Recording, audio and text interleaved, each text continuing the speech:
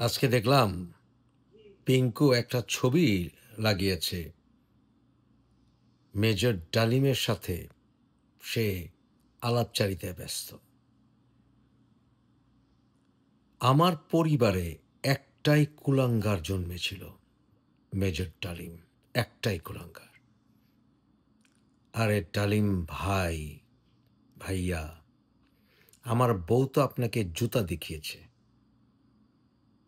আপনাকে এই কুলাঙ্গারের বাচ্চারা, অন্যান্য কুলাঙ্গারের বাচ্চারা, কুত্তার বাচ্চারা বাহবা দিতে পারে, কিন্তু আপনার জীবনটা যে 16 আনাই মিছা।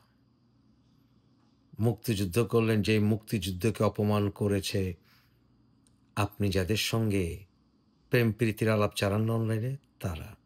তাহলে মুক্তিযোদ্ধা হিসেবে আপনার জীবন 16 আনাই মিছা। এরপর জাতির পিতাকে আপনারা হত্যা করেছেন। আপনার পুরো নেতৃত্বই বৃথা, রাইট? বৃথা। আয় রে কুলাঙ্গার মেজর ডালিম ভাইয়া, সারা বাংলাদেশের বাঙালিরা না শুধু নয়, পুরো ভারতবর্ষের বাঙালিরাও আপনাকে থুতু দেয়।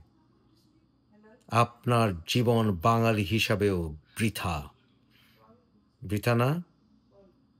আজকে যদি আইনুল চাচা, ওয়াজিদুল চাচা, ওনারা যদি বেঁচে থাকতেন, আমার আব্বা যদি বেঁচে থাকতেন, আপনার মুখে থুতু দিতেন। আমি জানি না খুকি ফুপু আপনাকে থুতু দেয় কিনা, মনে হয় দেয়, খুকি ফুপুও দেয়।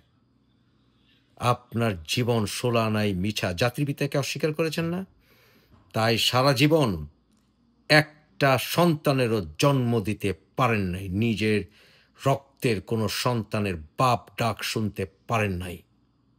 সুতরাং শুধু জাতির পিতাকে হত্যা করেন নাই, নিজের পিতৃত্ব যে নপুংসক হয়েছে, পৃথিবীর কাছে তা প্রমাণিত হয়ে গেছে।